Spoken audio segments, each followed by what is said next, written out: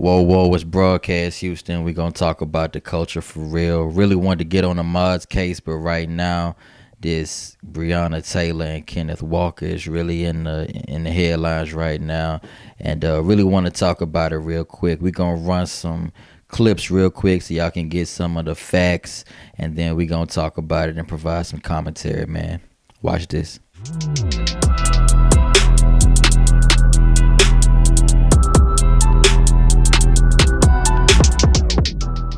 Her and Kenny believed that their house was being invaded and they had a right to try to protect themselves against a home invasion. Around 1 a.m. March 13th, the Louisville Metro Police Department Criminal Interdiction Unit executed a search warrant at the home of Breonna Taylor. Taylor and her boyfriend, Kenneth Walker, were inside at the time. According to the search warrant, police requested a no-knock entry. But in a press conference the day after the shooting, police said they announced themselves before entering. Taylor family attorney Sam Aguiar says he does not believe that was the case. We had nice work from a private investigator and from canvassing the neighborhood. We've got 4 people that are very reliable that say there was no knocking, there was no announcing. According to civil rights attorney Ben Crump, who is also representing the Taylor family, Walker fired shots because he thought intruders were breaking into the apartment. One shot hit Sergeant Jonathan Mattingly. He was treated and released. Now, Walker is charged with attempted murder of a police officer. Do African Americans have a right to set a Second Amendment? Doesn't he have the right to stand his ground against people he believes are attempting to burglarize his home? Details from the search warrant sparked new questions for the Taylor family about why the police raided her home in the first place. LMPD had been looking for Jamarcus Glover, a suspected drug dealer who had ties to Taylor. According to arrest records, Glover had been arrested before the raid. But the search warrant says Glover used Taylor's address as his home address, and police observed him picking up a package from her apartment back in January before driving to a known drug house. If they really thought that that Breonna Taylor was, a spot or a place for him to pick up packages and that these packages contain things that they shouldn't, then why in the world are they waiting until the middle of March to execute a one-time, a no-knock drug raid? A lawsuit filed by the Taylor family against Sergeant Jonathan Mattingly, officers Miles Cosgrove, and Brett Hankeson claims the officers blindly fired more than 20 shots into Taylor's apartment. The affidavit calls the officers' conduct grossly negligent, reckless, and malicious. Louisville Mayor Greg Fisher talked about the investigation during his Wednesday afternoon news conference, saying LMPD's Public Integrity Unit is expected to wrap up their investigation in the coming weeks. And Governor Beshear says it's important we learn the facts. The truth is always the very best answer, whether it satisfies any particular person. And I just want to make sure that we get that we get that for the family and we get that for the public. Carrie Grace, WLKY News. City and state leaders are calling for a federal investigation into EMT Breonna Taylor's shooting death by Louisville police. Continuing coverage here on the night team of the police raid making national news. Hello, I'm Doug Proffitt. Also tonight, Jefferson County's top prosecutor won't be investigating the internal police review, recusing himself today. The night team's Tyler Emery is joining us live right now downtown with the new developments in this case. Tyler? Doug, tonight the Jefferson County Commonwealth's Attorney Office sent a letter to Kentucky's Attorney General. It asked that top prosecutor Tom Wine be recused from the case, saying it conflicted with LMPD's Public Integrity Unit investigation related to Taylor's death. 10:30, officer down. 10:30, Officer Sean Springfield. The case surrounding slain Louisville EMT Breonna Taylor is gaining national attention and now needs a special prosecutor. The Jefferson County Commonwealth's attorney is currently pursuing prosecution in a related case against Taylor's boyfriend, Kenneth Walker. Louisville Mayor Greg Fisher is now calling on state and federal prosecutors. My office will be reaching out to the Attorney General's office to discuss next steps. I've also been in touch with the governor and we'll be reaching out to the U.S. Attorney's Office. Governor Andy Beshear also weighing in for the first time on the case today, joining local and national leaders calling for a bigger investigation into the 26-year-old's death on March 13th during a police raid at her apartment. 26-year-old female's been shot. Attorneys for Taylor's family say she was shot 8 times by police, who allege they opened fire after Walker shot first, injuring an officer. We have one suspect, 10-15. The facts are what the family deserves. You know, the absolute truth. Beshear says he's also asked the Kentucky Attorney General and the U.S. Attorney to carefully review the case, making sure that that investigation is done correctly. While nationally recognized civil rights attorney Ben Crump takes on the case for Taylor's family, LMPD's preliminary investigation is expected to wrap up in the next few weeks. My priority is simply the truth, getting to the truth, and let justice follow that. Fisher says it's possible he may greenlight an independent review of the case, but that likely wouldn't come until after LMPD's Public Integrity Unit investigation wraps up.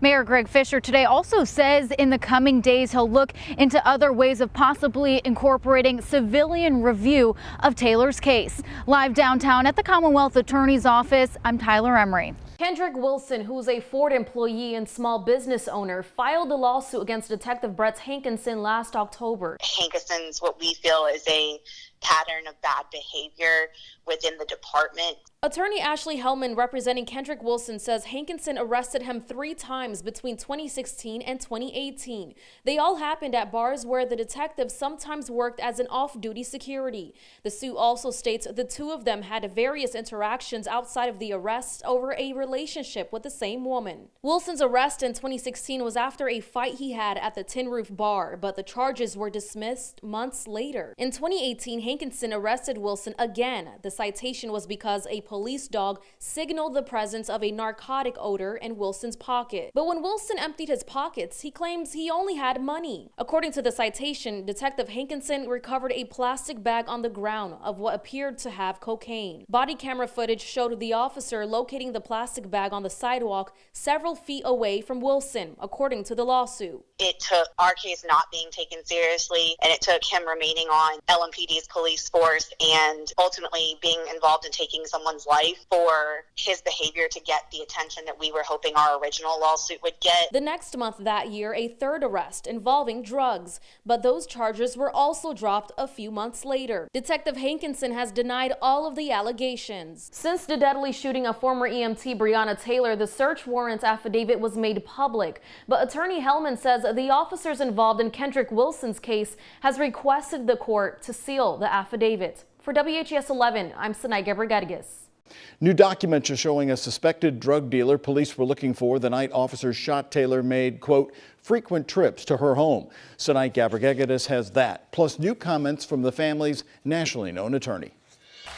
In January, police believe the suspected drug dealer Jamarcus Glover was using Breonna Taylor's apartment to ship drugs to avoid detection. The search warrant states Glover and second suspect Adrian Walker used this vehicle to travel to and from a trap house on Elliott Avenue, more than 10 miles from Taylor's apartment on Springfield Drive. In one instance, detectives said Glover was seen picking up a package from Taylor's home and then taking it to another known drug house. He was charged the same morning Taylor was killed. In March, a judge signed a no-knock entry so police could enter the EMT's home for a narcotics investigation without having to identify themselves. But LMPD says detectives knocked several times and announced their presence. Taylor's attorneys, which include National Civil Rights Attorney Ben Crump, have 4 witnesses who plan to prove them wrong. They did not identify themselves and that they were in plain clothes. Kenny Walker right now, his case is so important too because he got charged with attempted murder of a police officer. Taylor's boyfriend, Kenneth Walker, allegedly shot one of the officers in self-defense. Though he was arrested and charged, records show a judge released him on home incarceration. Wednesday, Louisville Mayor Greg Fisher said the Commonwealth's attorney would be recusing himself in Taylor's case because he's prosecuting Kenneth Walker. Our expectations and hope and intentions with this case are to shed light on what is a very corrupt police department that has been able, through self-policing and investigating itself, to get away with these kinds of things too often in the past. LMPD won't comment on pending litigation. Sinai Rodriguez, WHES 11 News. Whoa, it's Broadcast Houston. in the words of Biggie, squeeze first, ask questions last. That might be the code of the streets, but we don't expect that to be the code of law enforcement.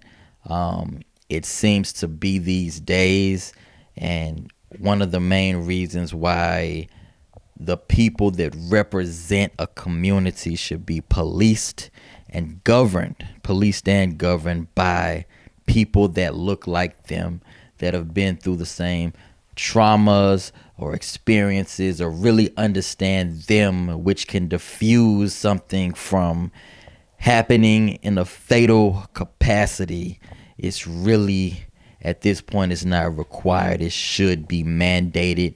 I'm not sure who has the decision-making rights on that, but I mean, if there was one thing that we're getting out of all of this, if you're scared, if you have a negative bias about a group of people, a prejudice, I mean, you're prejudging.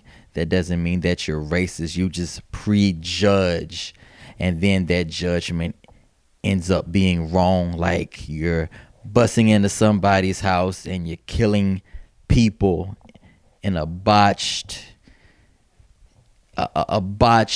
situation, and there's no recompense, or it's just a bad situation. If you're right, you get the gold, purple medal star, and at the end of the day, you can go back and research a lot of these things, and a lot of these people will try to say this stuff is not racially motivated, but you can go back into these people's lives and you can see this. But I think it's 1%. I'm not sure. I'm not going to give numbers, but from Florida to Cali to Kentucky to wherever you are, a lot of these people are really getting off. They're not even being indicted. When I say these people, I mean these law enforcement agents that are prejudging, making wrong judgments, and they are fatally harming people of color, people in our community. There's just my soul and my heart goes out to family, friends, and you don't want to be the next one.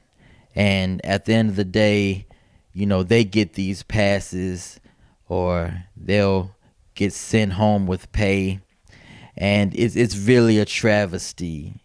It's a nasty travesty what's actually happening in the U.S. And as we get to Memorial Day and you have the flags out, and what does that really mean? And I can't even fault the youth of this nation if they're seeing the red, white, and blue USA flag like the Confederate, because the people that are hanging these things, they're Republican, they are not pro-black, they have an understanding of government and politics. But that's a long preface. I really want to talk high level, but now I really want to get to where, the people in the streets can understand it and feel it. And so if you're really not understanding the reportings, you have an EMT, and during this coronavirus, and I think this happened before the coronavirus, but, all of our essential workers, obviously anybody in medical as an EMT, thank you, job well done, all of this. So, I mean, do you just feel that way because of corona when they can help you, or did you feel that way pre-corona?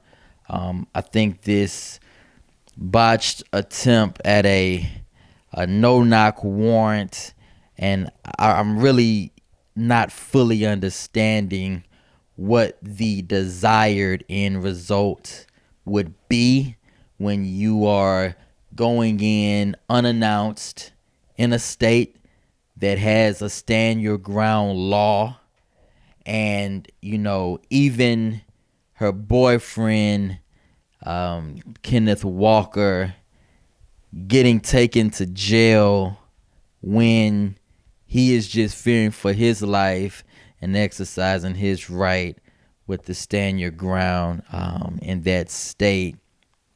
being taken to jail. I just want to know for attempted murder, and when you have an actual murder, and we can define murder and attempted murder, and you know, if you fired your weapon and you killed someone, you know, you killed someone, and whether you charged with first degree, second degree, or whatever they're defining it as these days, and they can rewrite the law as they deem fit. But you know, is there any remorse for someone that got shot in the leg and you're unannounced and you're invading somebody else's space and no drugs are found in the location? You know, is there any remorse? Is there any recompense? Is there anything that there's nothing you can do to bring her back? But since you're wrong, what's the alternative? Should you be charged? Should you be, for your poor judgment? And we can't even say that she had poor judgment. They say they have pictures of her delivering or actually handing off a box or some package that is, again, judgment, right? Their judgment. But when you prejudged based on you're living at an apartment, you are black, you have ties, or you possibly know a drug dealer and they went to a known drug house. This could have been her friend, college, high school, cousin, ex-boyfriend. And so if you're staking out people that have done wrong, right? And, you know, to go back, if you're watching Narcos or anything, you know, people that's doing the most coke are the rich people, California, Hollywood, and we don't see any of these botched attempts, and it seems like it should be a lot more of these type of things going on in a community where the most of this money and drug circulation is happening. And this is public knowledge, by the way. This is public knowledge. But, you know, the homeless crackhead they're trying to save, right? And so all these resources, all these shots fired, and, you know, what was your desired result? If I was Ben Crump, I would be very interested to know. We're going to bust in, we're going to handcuff, we're going to search the premises, which, you know, they were able to do even after the death, but to end up finding no evidence. And when you're going to go in somewhere and arrest somebody, I mean, you could arrest her going to the EMT. Yeah, she has a job, arrest her at work, take her in, you know, and go into the house with no one there. And with all this staking out, and these are not even the drug dealers. And the drug dealers in jail, it's just a lot of information that if you want to talk about two words, judgment and prejudgment, and if you're scared, you got to go to church. You cannot be a police officer scared or shaky, or, you know, they are killers. You know, I'm pretty sure they saw her file. She's an EMT. And if you're staking out the place, you need to know that there's someone else in there. And then just blindly shoot through a house based on a prejudgment or a misjudgment, it just can't not be acceptable. So again, everything, our hearts go out to every person of the culture, and we don't want to just say black people, but at an alarming rate. And these are just things that just make national news. We don't know everyone that's been, I've been a victim of being, you know, pulled over for nothing and frisked, and, you know, like, it's amazing. Guns on the hip, hands on the gun, and, you know, we're just out here trying to make a living, and it's hard enough to do that.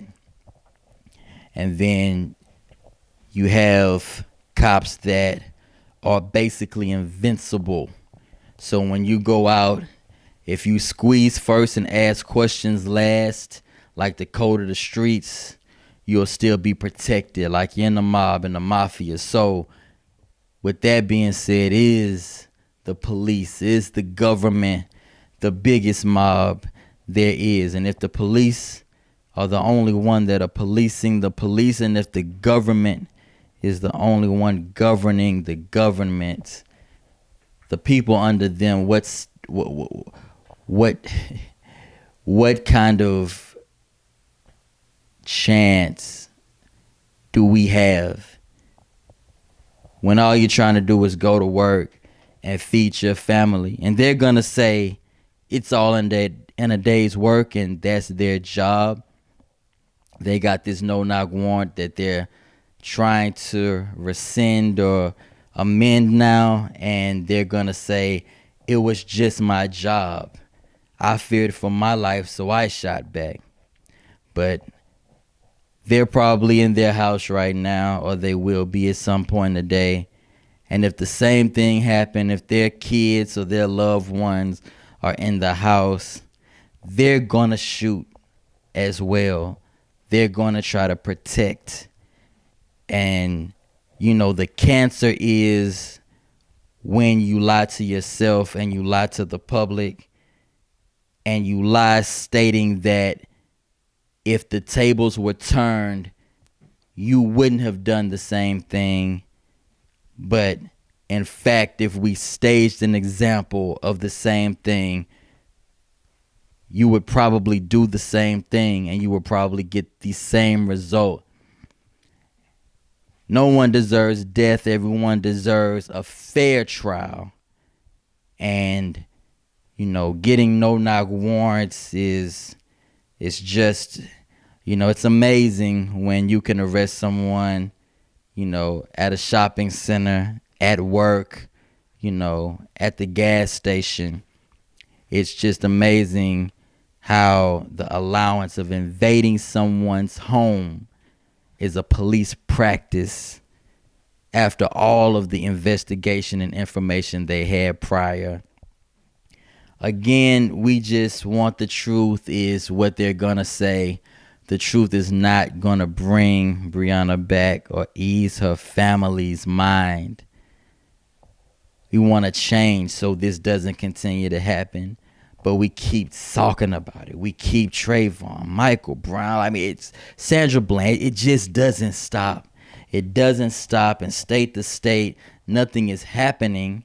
So what do they want? Watch riots again? Like, what is the desired result for poor judgment?